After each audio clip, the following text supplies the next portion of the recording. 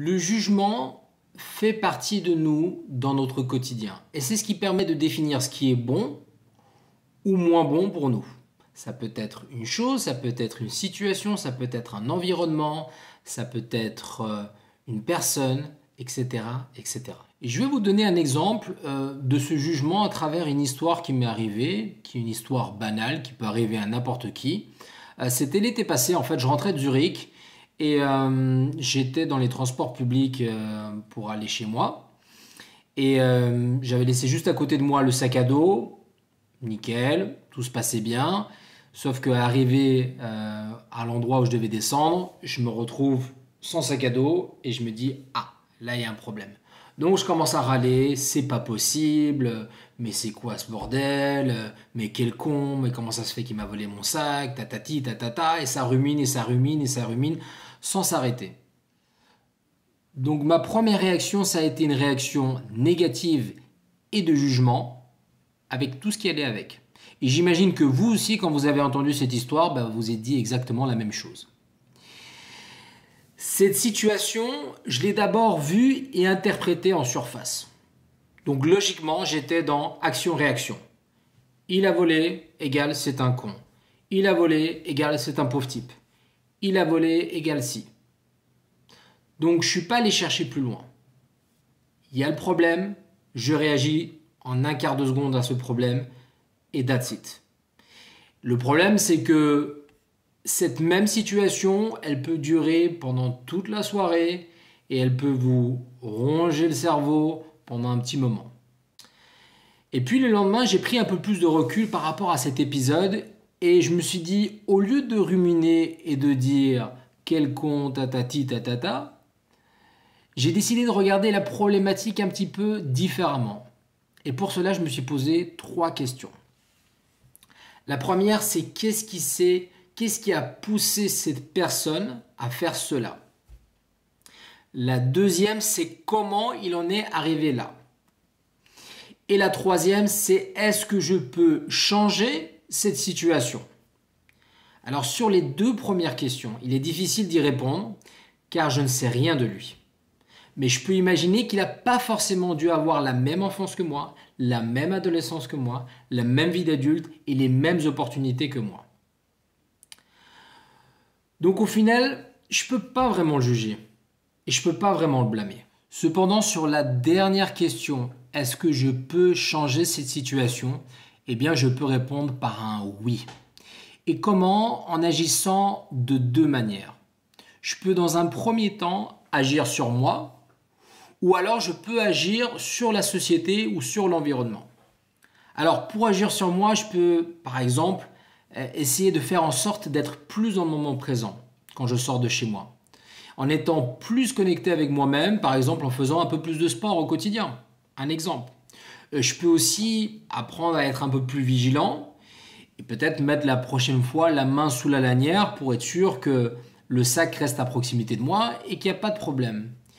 Et je peux également décider de faire un art martial ou de self-défense qui me permet d'être plus en confiance en moi, d'être plus attentif et peut-être de dissuader ce voleur qui va sentir à ce moment-là que je suis là, ici, présent et qu'il ne va peut-être pas me choisir comme victime. Et puis la deuxième façon d'agir que je vous ai dit avant, c'est en agissant sur la société. Et comment je peux agir dans cette société? Tout simplement, et dans cet environnement, c'est peut-être en allant à la rencontre de ces personnes-là qui commettent des délits. Et en allant essayer de comprendre un petit peu leur histoire et voir un petit peu qu'est-ce qui se cache derrière cette personne. En allant par exemple consacrer 4 heures dans le mois dans un parloir d'une prison pour donner de mon temps à ceux qui n'ont pas forcément de famille et peut-être, qui sait, contribuer à une meilleure réinsertion de ce prisonnier. Et en faisant cela, ce qui est intéressant, c'est qu'il n'y a plus de classe sociale, il n'y a plus de jugement et on est juste dans le partage entre 2 êtres humains. Donc en agissant sur moi et en agissant sur la société, j'adopte une vision du problème en profondeur et je transforme le jugement en une solution concrète. En résumé, vous avez le droit d'exprimer votre colère. vous avez le droit d'exprimer votre jugement, vous avez le droit d'exprimer votre ras-le-bol et je vous encourage à le faire. Faites-le à 100%, devant un punching ball ou en allant crier dans la nature. Faites-le, vraiment c'est très important. Mais ce qui est important aussi, c'est de ne pas s'attarder sur cette problématique. Car s'attarder sur celle-ci, ça va vous faire perdre de l'énergie. Et de plus, ça ne va pas forcément faire avancer les choses et ça va vous confiner dans un état d'esprit négatif et destructeur.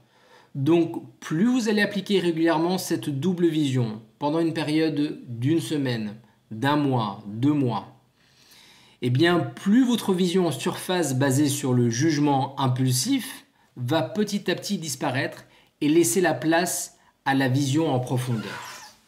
Donc, votre réflexe ne sera plus de juger en une fraction de seconde, mais de directement passer de l'analyse à la compréhension et de la compréhension à l'action.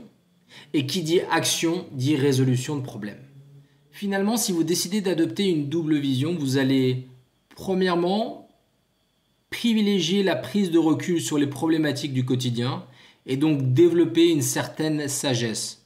Alors quand je dis une certaine sagesse, vous avez qu'à vous imaginer dans Karate Kid Maître Miyagi. C'est un très bon exemple de sagesse et ça va vous permettre de bien vous projeter dans ceci. La deuxième chose, c'est de pouvoir passer du jugement à l'action et de l'action à la résolution de problèmes. Et enfin, si vous adoptez une double vision, eh bien vous allez influencer votre entourage et probablement l'entourage qui entoure votre entourage de manière positive et également de manière constructive. Voilà pour aujourd'hui. Comme c'est une chaîne qui est basée sur l'entraide, le partage et également la réflexion, je vais vous demander cette fois-ci si dans votre quotidien, vous êtes déjà passé du jugement à l'action et si oui, par quels moyens et comment. Donc vous pouvez me répondre à ces deux questions soit directement sur ma page Facebook @burnoutdoor ou alors directement par mail sur burnoutdoor@gmail.com. Si cette vidéo fait du sens pour vous, n'hésitez pas à la partager sur les réseaux sociaux. Et moi d'ici là, je vous dis à très bientôt pour la prochaine vidéo. Ciao!